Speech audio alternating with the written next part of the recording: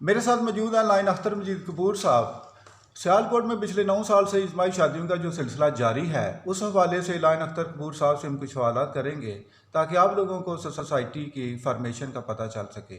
तो मैं लाइन अख्तर मजीद कपूर साहब से पूछता हूँ कि लश्करी फ्रेंड सोसाइटी के ज़ेर निगरानी इज्तिमाई शादियाँ कितना अर्सा से करवा रहे हैं? जी, 2010 में जब पाकिस्तान में बहुत ज़्यादा सैलाब आए तो हम दोस्तों ने मिल के उसके लिए कुछ फ़ंड्स इकट्ठे किए और उसके बाद जब हमारे पास काफ़ी फ़ंड्स इकट्ठे हो गए तो वो हमने फिर उसके लिए शॉपिंग की और कुछ चीज़ें वगैरह खरीदी और वो पाकिस्तान आर्मी के हवाले की। और उसके बाद जब माशाल्लाह पाकिस्तान के उधर सैलाब की सिचुएशन ठीक हो गई तो हम दोस्तों ने सोचा कि हमें कुछ रफ़ाई काम भी करने चाहिए। हम अपने ज़रूरियात के लिए तो हर चीज़ पूरी करते हैं, लेकिन कुछ ऐसे लोगों के लिए भी करें जो अफोर्ड नहीं कर सकते। तो फिर हम दोस्तों ने आपस में ये तय किया कि क्यों ना हम इज्तिमाई तौर पे शादियों का सिलसिला शुरू करें।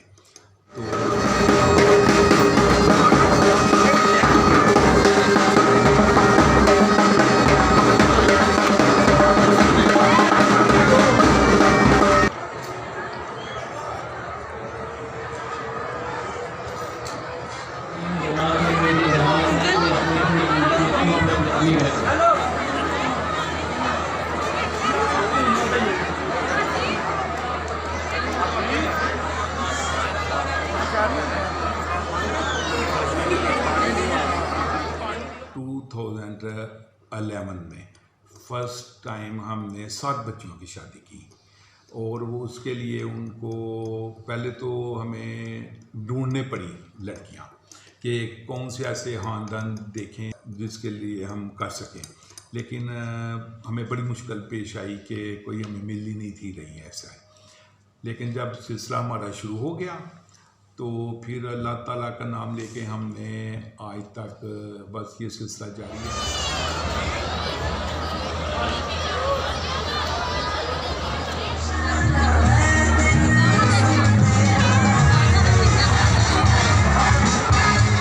जितनी बलाओं मुसीबतों से पनाह मांगी है, या अल्लाह इन तमाम उन मुसीबतों बलाओं से महफूज फरमा, इनके दीन को भी दुरुस्त फरमा, दुनिया को भी दुरुस्त फरमा, इनकी आखिरत को भी अच्छा फरमा। सल्लल्लाहु अलैहि नबील करीम व अला आलिहि व अस्हाबिहि अजमाइन।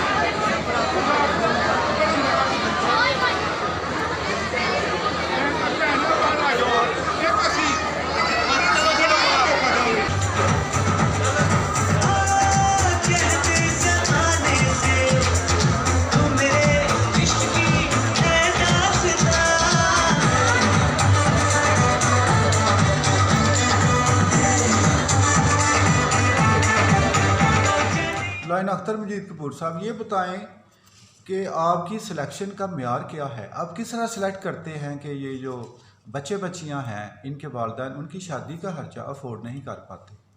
जी, उसके लिए ये है कि हम माह रमज़ान में हर साल एप्लीकेशन लेते हैं और एप्लीकेशन का ये है कि हम मुख्तलिफ बैनर्स वगैरह मुख्तलिफ इलाकों में लगा देते हैं ताकि वो उसके मुताबिक लोग अपनी एप्लीकेशन हमें दे देते हैं रमज़ान में। तो माशाल्लाह इस दफ़ा भी हमें तकरीबन 45 हमें एप्लीकेशन आई थी, उनमें से फिर हम सिलेक्शन करते हैं। तो सिलेक्शन का मेयार ये है कि हम सबसे पहले ये देखते हैं कि वो क्या वाकई इस काबिल नहीं है कि वो अपनी बच्ची की रुखसती बाइज़्ज़त तरीके से कर सकें। बच्ची की एज देखते हैं सबसे पहले कि उसकी उम्र क्या है, उसके बाद उसकी एजुकेशन देखते हैं और फिर ये देखते हैं कि उस घर में कोई कमाने वाले कितने हैं। वो ये सब तो अपनी तसल्ली करके फिर हम उस लड़की को फाइनल कर लेते हैं हर साल, ताकि वो फिर जो इस म्याद पे पूरी उतरे कि ये वाकई इस काबिल नहीं है कि वो दहेज या रस्म व रिवाज जो आजकल चल रहे हैं। अंदर हो जाओ।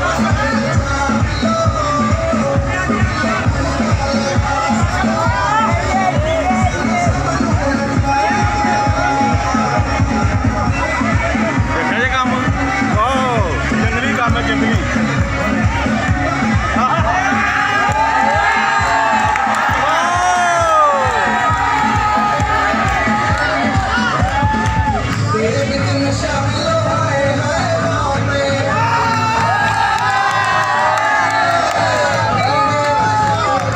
दो मरवा गई है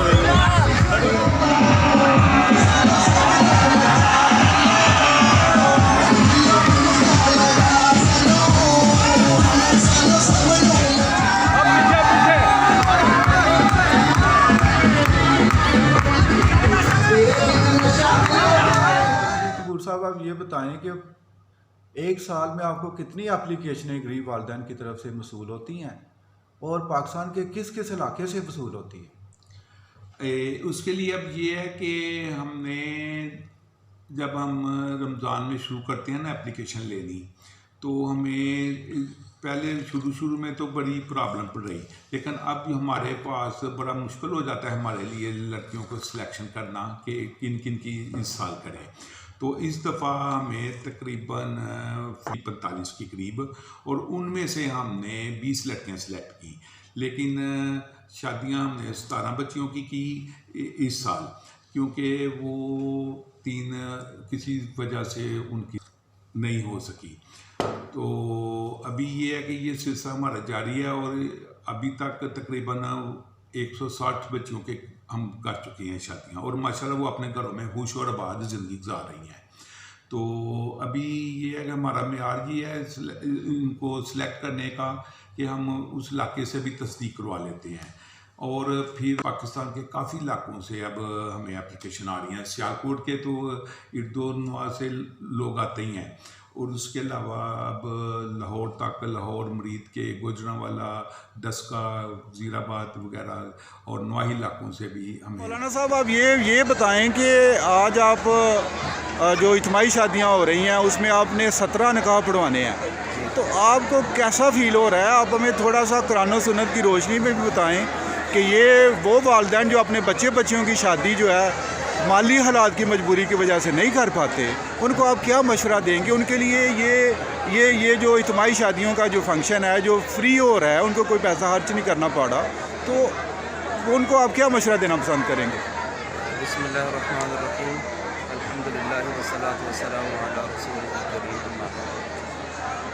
इसमें इस्लामी रूह से हमें निकाह के बारे में जो अल्लाह ताला के हबीब सल्लल्लाहु अलैहि वसल्लम का फरमान मिलता है वो ये है कि निकाह बरकतुन अक्सरुहु मऊनतन, सबसे ज़्यादा बरकत वाला निकाह वो होता है कि जिसमें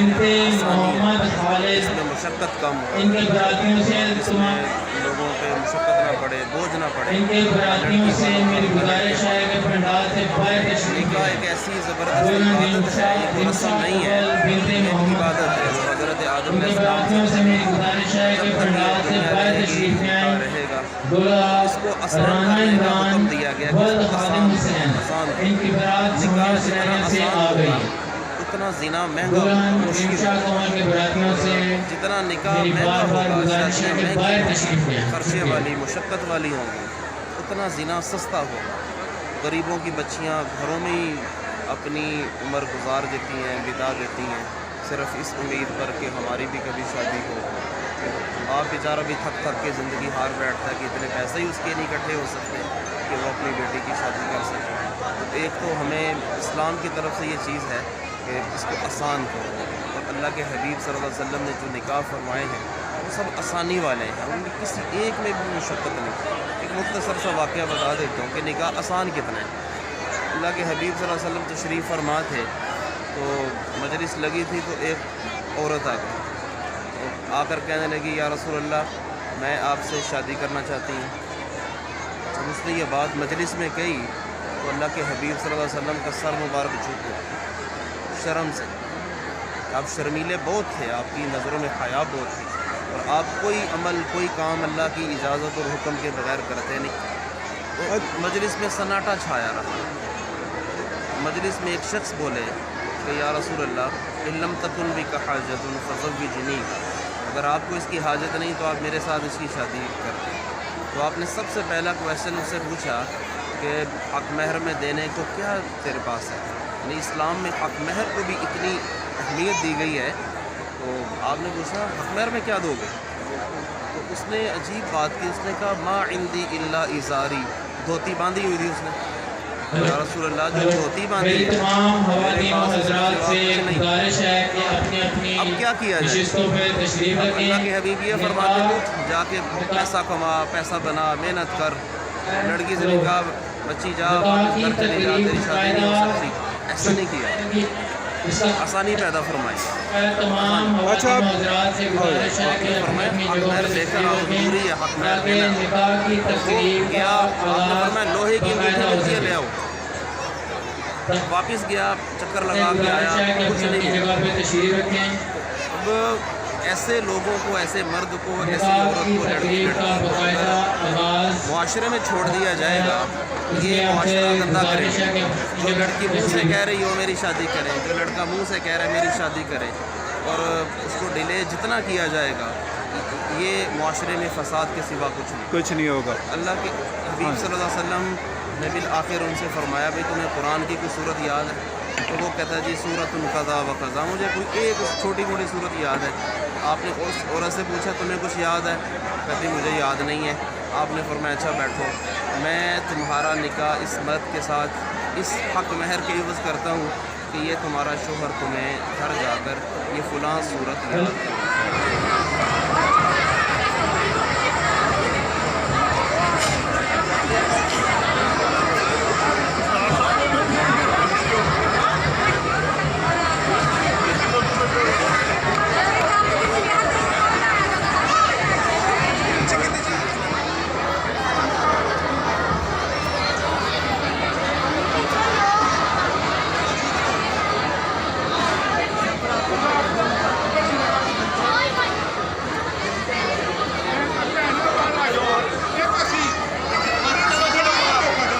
अख्तर मजीद कपूर साहब ये बताएं कि एक शादी पे दी अस्करी फ्रेंड सोसाइटी की क्या कास्ट आती है? अच्छा, उसमें ये है कि हमारा जी तकरीबन हम माशाल्लाह अपना हमारा जो ग्रुप है ना, उसमें बड़े मुय्यर हज़रात बहुत अच्छे हमारे साथ तावन करते हैं। इसके बाद हमारी जो मिलने वाले दोस्त हैं, फ्रेंड्स हैं, और वो भी बहुत हमारे साथ तावन करते हैं।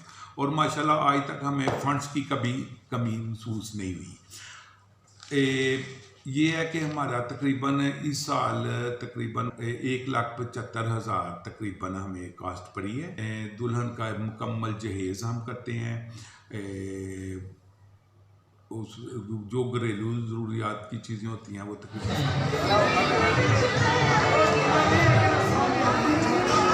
तस्लीम बीबी बिन्ते इम्तियाज़।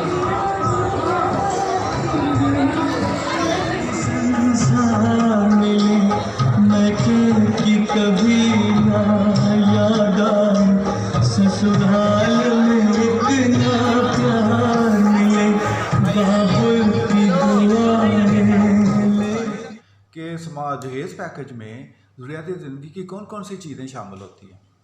उसमें ये है कि एक लड़की की तकरीबन 7-8 उसके ड्रेस होते हैं, और फिर लड़के के ड्रेस भी होते हैं, और फिर माशाल्लाह हर ज़रूरत हम पूरी करते हैं ताकि वो अपने घर में जाकर किसी चीज़ की उसे कमी फील ना हो। उसमें किचन का तमाम सामान वगैरह। आयशा तुफैल की वालदा से मूवी मेकिंग कौन सी है? नाम मैं पार्टी की तरफ से आया मैं अच्छा पार्टी। उनसे ना इधर भी बना कपूर साहब ये बताएं कि जो दूल्हा जो है वो बारात लेके आता है और दुल्हन वाले इज्तिमाई शादी के फंक्शन पे शामिल होते हैं, उसका बारात का जो कास्ट है जिसमें ट्रैवलिंग कास्ट है और दीगर अखराजात हैं, क्या ये दी अस्करी फ्रेंड सोसाइटी पे करती है? जी, अगर इन केस अगर कोई हमें डिमांड कर ले तो वो लड़कों वालों को भी हम हेल्प कर देते हैं। उसके लिए खाना वगैरह या जो भी ज़रूरतियाँ ना वो हम पूरी करते हैं लड़की वालों की। लड़के अपनी तरफ से आते हैं, उनका ट्रांसपोर्ट का खर्चा वगैरह वो खुद पे करते हैं। आयशा तुफैल बिनते मोहम्मद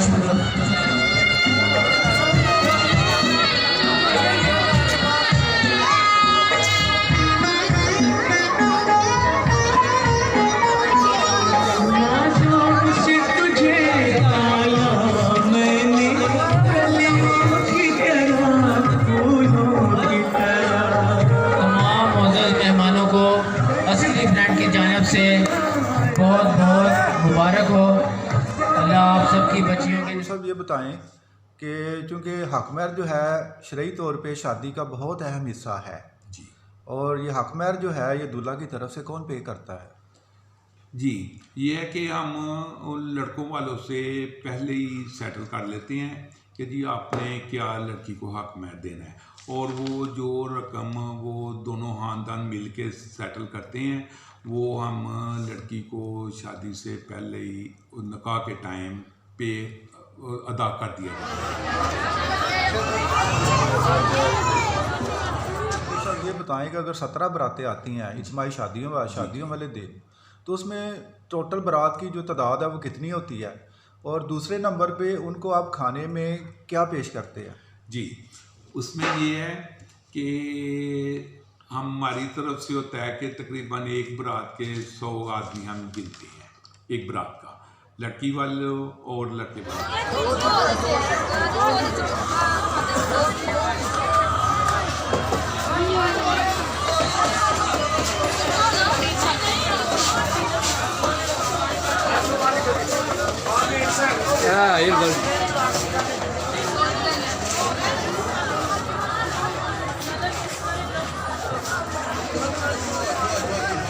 ये बताएं कि जो सियालकोट में या पाकिस्तान में हिंदू या क्रिश्चियन लोग आबाद हैं, उनकी तरफ से भी आप एप्लीकेशन को वसूल करते हैं? जी बिल्कुल ऐसा ही है। हमने आज तक 5-6 लड़कियां जो क्रिश्चियन थी उनकी शादियां भी करवाई हैं, और वो माशाल्लाह अपनी सारा लेके आती हैं पादरी साहब को, और वो अपने रस्म व रिवाज के मुताबिक वो उनकी भी सेरेमनी वगैरह होती है, और उसके बाद वो भी और ड्रेस वगैरह उनके लिए हम स्पेशल अख्तर कपूर साहब ये बताएं कि आप एक रिनाउंड बिजनेसमैन हैं, आप बिजनेस, चैरिटी वर्क और सोशल वर्क को एक ही वक्त में किस तरह मैनेज कर पाते हैं? ये है कि हमारे ग्रुप के तकरीबन तमाम लोग माशाल्लाह सब बिजनेसमैन हैं और हर कोई अपने काम में बिज़ी है, लेकिन स्पेशल हम टाइम निकालते हैं, और इतवार वाला दिन हम तकरीबन मोस्टली इसी काम पे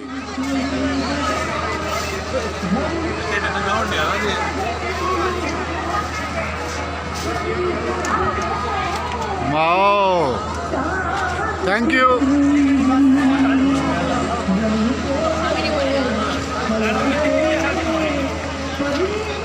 साहब ये बताएं कि पाकिस्तान में जो गरीब वालिदैन हैं जो अपनी बच्चियों की शादी फाइनेंशियल मजबूरी की वजह से नहीं कर पाते, आप उनको क्या मैसेज डिलीवर करना पसंद करेंगे?